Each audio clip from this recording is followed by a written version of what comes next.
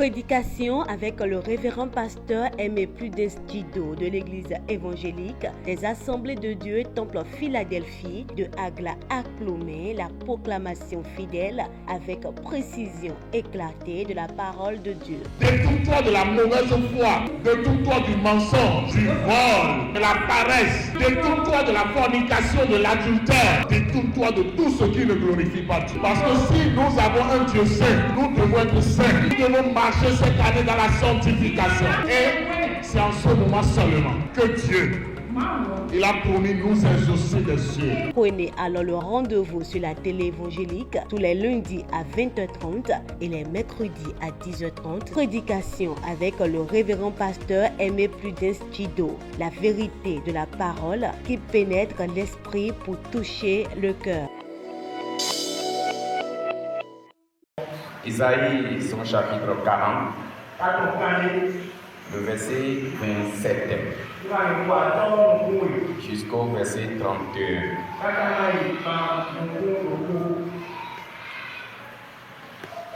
Isaïe 40, le verset 27 jusqu'au verset 31. Amen. Je lis ce qui est avec moi. Pourquoi dis-tu Jacob?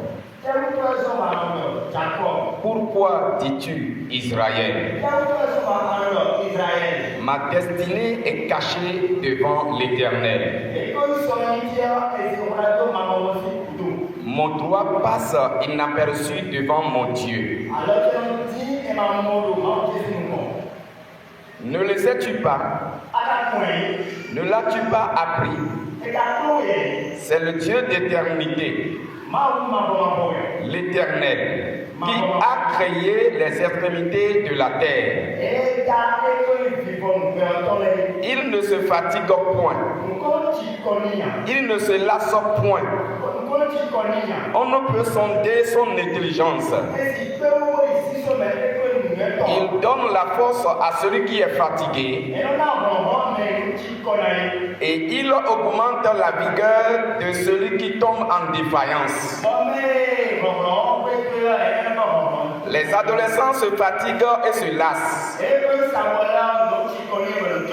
et les jeunes hommes chancellent. Mais ceux qui se confient en l'Éternel renouvellent leur force. Ils prennent le vol comme les aigles. Ils courent et ne se lassent point.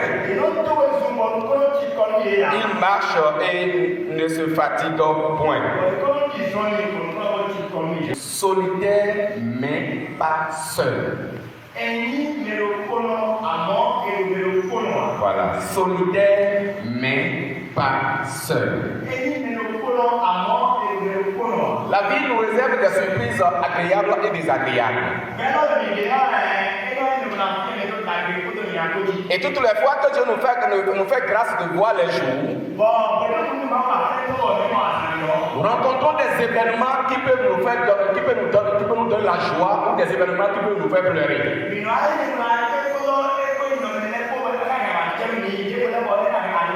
Il y a des situations qui vont intervenir, qui peuvent rassembler autour de nous nos familles, nos proches, nos amis et ceux-là que nous ne connaissons même pas.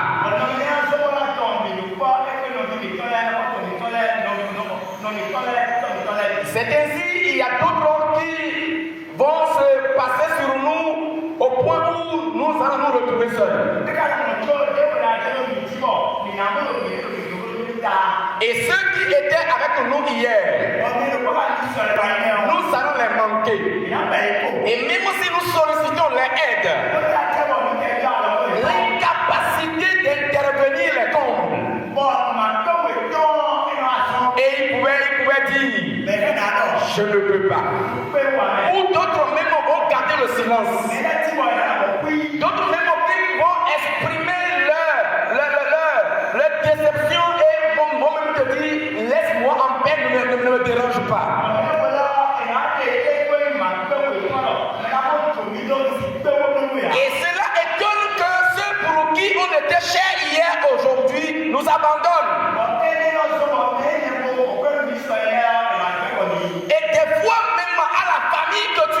appartient. On se voit même délaissé par cette famille. Vous allez voir d'autres personnes même qui disent que je n'appartiens plus à cette famille. Il m'est mieux de choisir autre famille.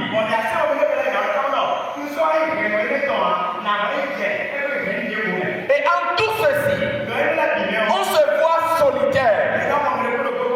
Et jusqu'à ce que cela conduit même l'homme à croire qu'il a été laissé et abandonné par Dieu.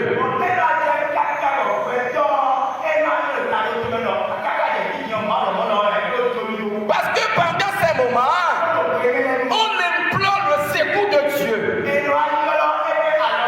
Parce qu'on a tenté pour les humains et ça n'a pas marché.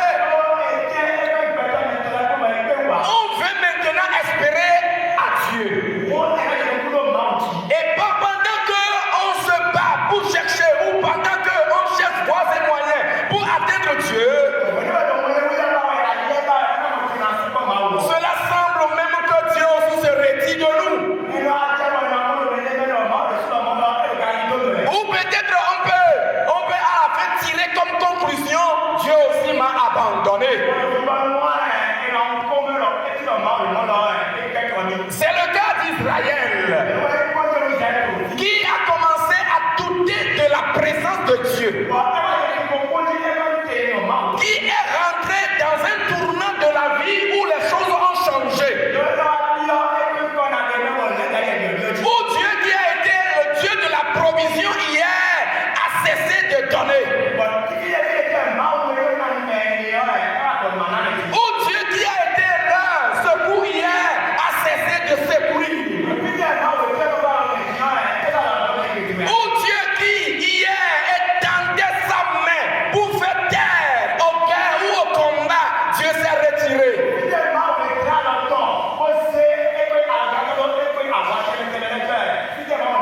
Et Israël a commencé à poser des questions. Je suis devenu quoi? Dieu m'a abandonné. Ma destinée est cachée devant l'Éternel. Mon droit passe inaperçu devant mon Dieu. Bien-aimé dans le Seigneur, c'est pareil pour quelqu'un peut-être assis dans la maison de Dieu ce matin, qui est parvenu à un point donné de sa vie où il tourne derrière, il voit à gauche, à droite et devant, il se voit qu'il se trouve seul. Et quand même il tente d'appeler même ceux pour qui il était cher hier, peut-être même qu'on coupe la paix.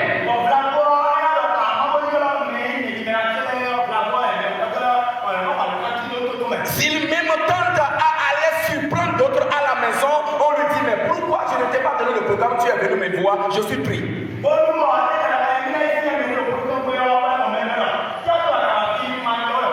Ceux pour qui tu peux investir hier pour pouvoir les faire sortir dans des situations désagréables, aujourd'hui t'ont laissé.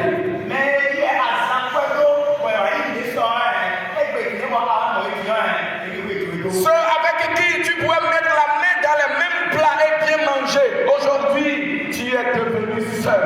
Et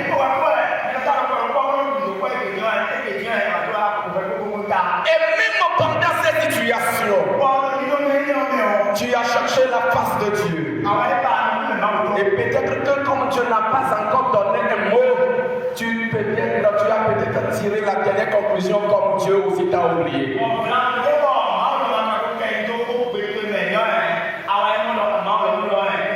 Mais écoute les réponses que Dieu a données à Israël et à toi aussi. Tu n'es pas seul. Dieu est avec toi. Dieu va commencer à répondre à Israël. Pourquoi dis-tu Israël?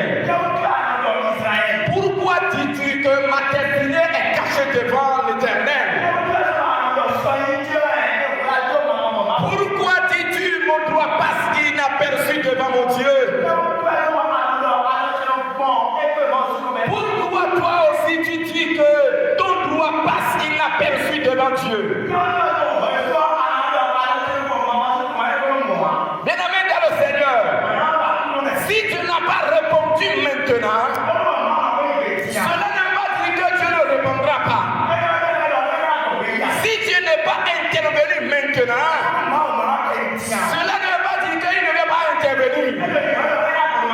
J'ai lu un document un jour.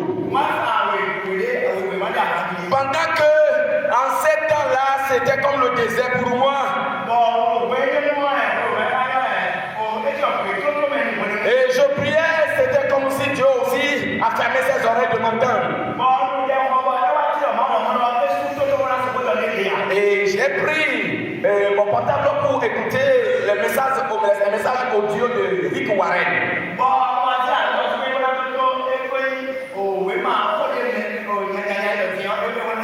Et le thème de cet enseignement que j'ai écouté le jour-là était « Et si Dieu semble être lointain ?» Si il semble que Dieu est lointain. Donc ce qui veut dire qu'il est là. Mais ce que je traverse me montre qu'il semble qu'il est loin. Mais il n'est pas loin.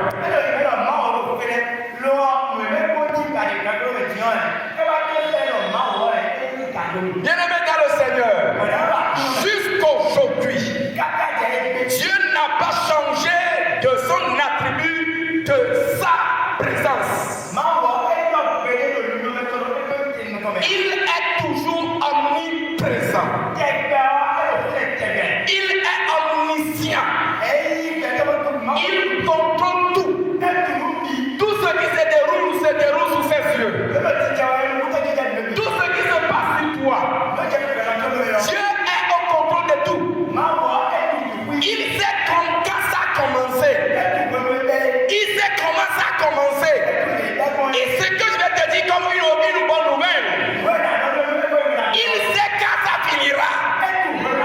Et quand ça va finir, tout ce que tu traverses aujourd'hui qui te donne des larmes, ces larmes se changeront en larmes de joie. Car ce sujet, à la fin, cela changerait pour être un sujet de gloire à Dieu. Je voulais te dire que en tout ceci, il y a certaines personnes qui nous contrôlent et qui nous suivent et qui sont avec nous. Je vous parlais premièrement de ceux-là qui nous soutiennent quand nous sommes dans des moments difficiles. Et quel est le résultat que nous obtenons à la fin? Premièrement, je voulais te dire qu'il y a des fois que tu donnes raison aux humains de t'abandonner quand il s'agit de ces situations.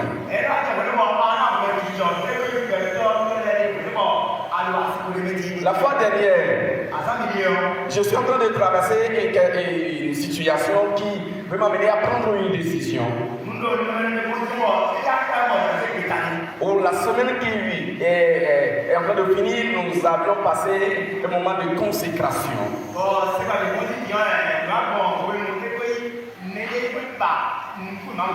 Et vous savez ce que j'ai compris? Dieu m'a dit que il a fallu que les situations pareilles n'arrivent pour que tu connaisses ceux-là qui sont avec toi. Et si dans cette pareille situation, tu arrives à découvrir leur vraie nature,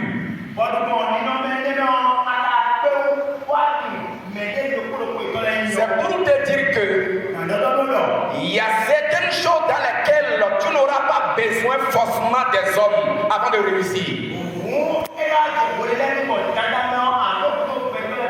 Et des fois, il s'agit même des situations, il y a des situations dans lesquelles même c'est Dieu même qui se met à chasser les gens autour de vous. Pour que vous puissiez compter sur lui. Il est un Dieu jaloux. Son nom c'est Jéhovah. Et Jéhovah veut dire celui qui se tient auprès de sa création.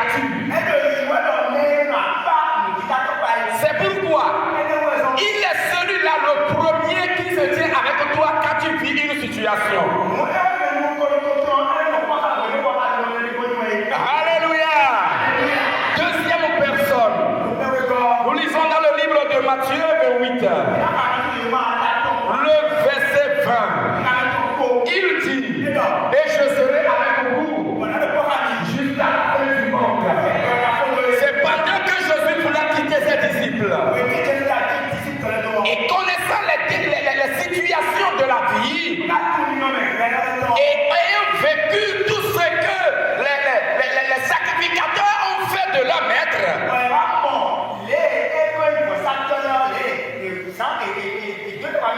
il voit déjà ce qui peut être le sort. Ils se sont mis dans l'inquiétude. Jésus pouvait leur dire, je ne vous laisserai pas. Je suis avec vous jusqu'à la fin du monde. Bien-aimé dans le Seigneur, là où tu es même maintenant là, il est à côté de toi. Il est à côté de toi. Il est à côté de toi. Parce que la fin du monde n'est pas encore venue. Ce n'est pas hier, ni demain. Même si c'est demain, mais maintenant là, il n'a pas changé. Il est encore avec toi. Alléluia. Une sœur, à la fin du culte, peut demander à son pasteur. Pasteur, vous me voyez? Le pasteur lui dit, oui, je te vois bien. Elle dit, mais est-ce que Dieu est là? Oui, il me voit. Il dit, oui, Dieu te voit. Et à plus forte raison, il est avec toi. Nous nous avons séparés et aller dans notre maison. Maintenant, moi, je vais t'abandonner et aller à la maison. Mais lui va te suivre et aller jusqu'à la maison avec toi. Et quand le pasteur a dit ça à la sœur, alors que c'était pour son premier culte, il était arrivé à l'église. Et tout ce qu'elle traversait, pour elle, bientôt, il prenait une décision pour se suicider. Mais quand on lui a donné l'assurance à ce que le meilleur reste encore parce que tu es avec elle, elle a pris la résolution d'annuler alors cette décision. Peut-être que tu es en train de tourner, tu es en train de chercher comment faire. Mais je vais te dire que ne jamais prendre une décision parce qu'elle est à côté de toi.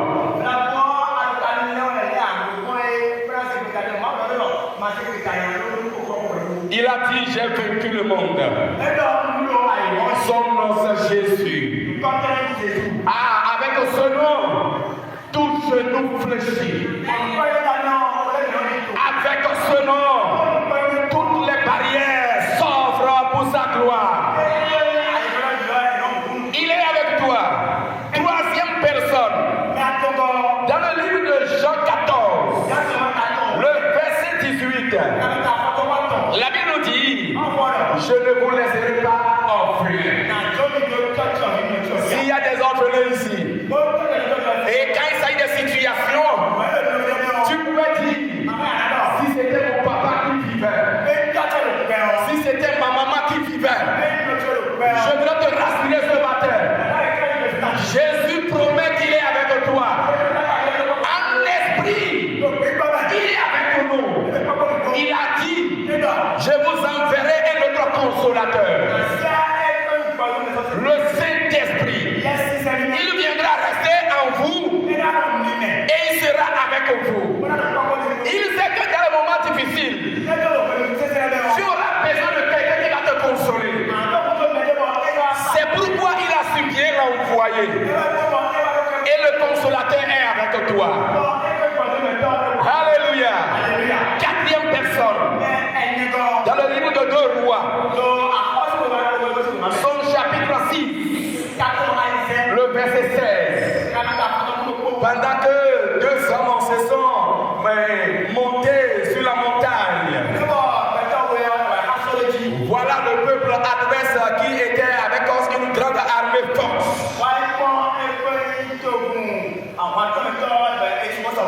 Et quand ils ont vu cette grande armée,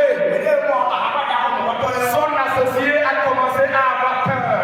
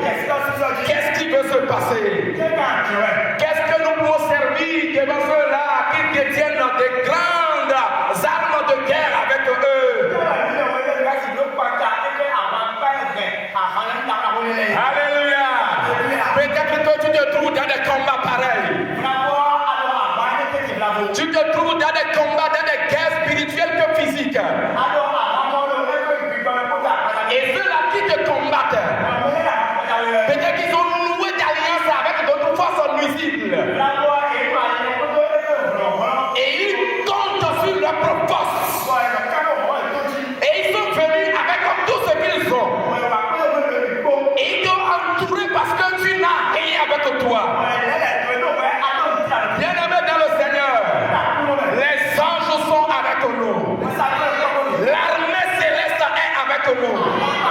Dans tout combat, ils détiennent toujours l'ordre de pouvoir contrôler alors cette guerre. Le serviteur de Dieu demande à l'Éternel d'ouvrir les yeux pour son associé afin qu'il voit ceux qui sont avec eux. Quand ses yeux s'ouvrent, il peut voir qu'il y a une forte armée qui sont derrière eux. Et il pourrait dire, ceux qui sont avec nous sont en plus grand nombre que ceux qui étaient devant nous. Bien-aimés dans le Seigneur, en toute sécurité, les anges nous gardent. Aucun combat, aucune guerre sur toi ne peut finir. Et l'ennemi dirait, j'ai eu le dessus sur lui. Parce que celui qui détient l'ordre de toute armée céleste est avec nous. Et en fin de tout ceci, quel serait alors le résultat? Je vais vous conter une petite histoire. Il y a deux équipes de football qui voulaient s'affronter.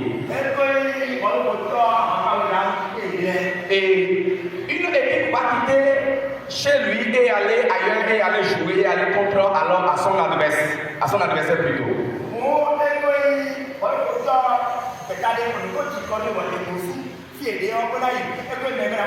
Et cette équipe qui va se déplacer, c'est une équipe qui est reconnue. Et quand il va, il marque, c'est-à-dire il revient avec une victoire. Et il revient toujours avec une victoire.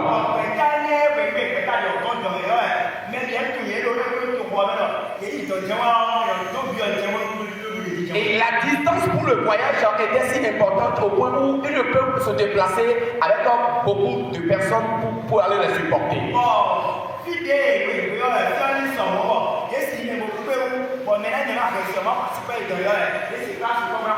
Et ceux avec qui ils s'en vont jouer, ils ne font rien. Mais qu'est-ce qu'ils ont dit? Ils ont alerté toute la population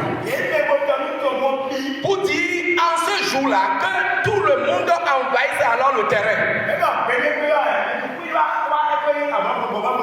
Et le coach a donné l'ordre aux joueurs comme si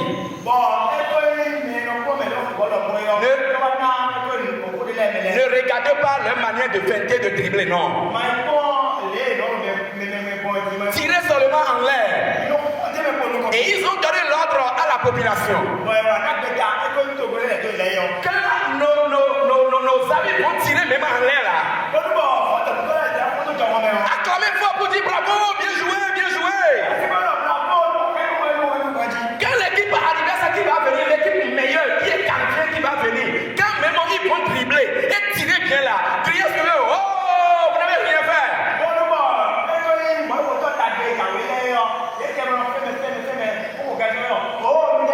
Et en ceci, ils sont embrouillés et nous allons les marquer. Et effectivement, c'est ça qui s'est passé sur le terrain. Quand leur équipe va tirer même en l'air, même qui va même passer hors du camp, ils vont acclamer bravo, bien joué. Quand l'équipe adverse même va faire les dribbles et fait des passes là, oh, tu n'as rien fait, tu ne sais pas jouer, tu es nul même. Et effectivement, ils sont embrouillés. Et comme les tirs allaient seulement dans les airs, et c'est ainsi l'équipe qui les a joué là a marqué à la première partie.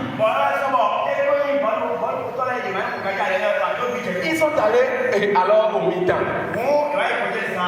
Mais leur entraîneur a dit, mais qu'est-ce qui ne va pas?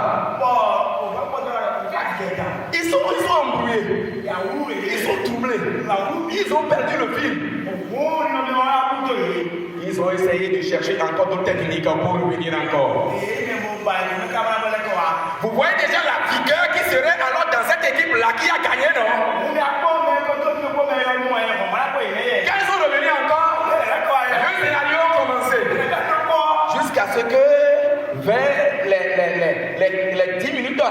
pour la fin. L'équipe a donné encore 2 buts. Et ça fait 3 buts à 0 pour l'équipe gagnante là. Et qu'est-ce qui se passe? Il y a le capitaine de l'équipe, quand il allait son petit garçon lui dit, papa, je vais avec toi.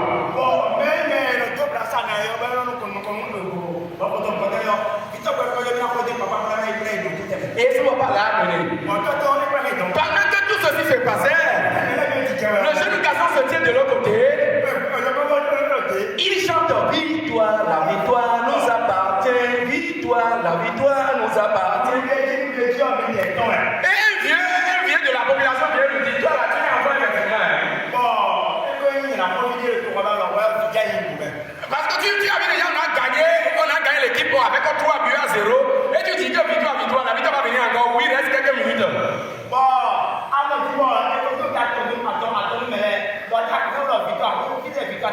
Il lui a dit, regarde alors la montre. L'arbitre n'a pas encore sifflé le dernier sifflet. Il reste encore quelques minutes.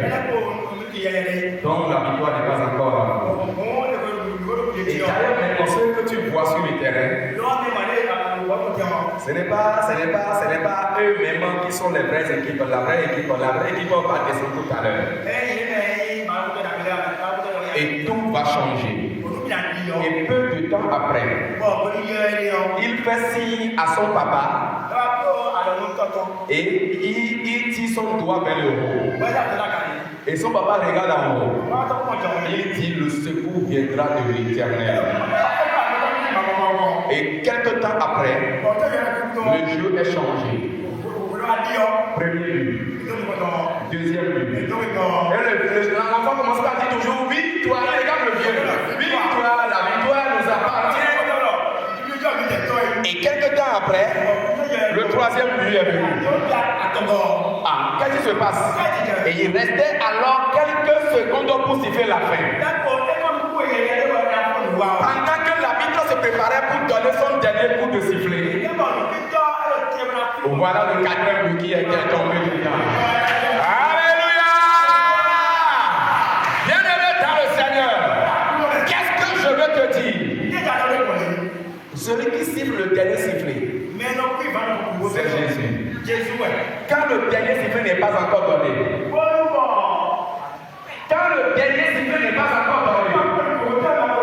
ne crois pas à l'ennemi. L'ennemi est vaincu. Et il va faire semblant pour t'embrouiller que la victoire est à lui. Qu'est-ce que le livre de Romains 8, verset 37 nous dit? Mais en toutes ces choses, nous sommes plus que vainqueurs. Prédication avec le révérend pasteur Aimé Prudence Djido de l'église évangélique des Assemblées de Dieu Temple Philadelphie de Agla à Clomé, la proclamation fidèle avec précision éclatée de la parole de Dieu. Détourne-toi de la mauvaise foi, détourne-toi du mensonge, du vol, de la paresse, détourne-toi de la fornication, de l'adultère, détourne-toi de tout ce qui ne glorifie pas Dieu. Parce que si nous avons un Dieu saint, nous devons être saints. Nous devons marcher cette année dans la sanctification. Et c'est en ce moment seulement que Dieu, il a promis nous exaucer des cieux. Prenez alors le rendez-vous sur la télé évangélique tous les lundis à 20h30 et les mercredis à 10h30. Prédication avec le révérend pasteur Aimé Prudence Djido. La vérité de la parole qui pénètre l'esprit pour toucher le cœur.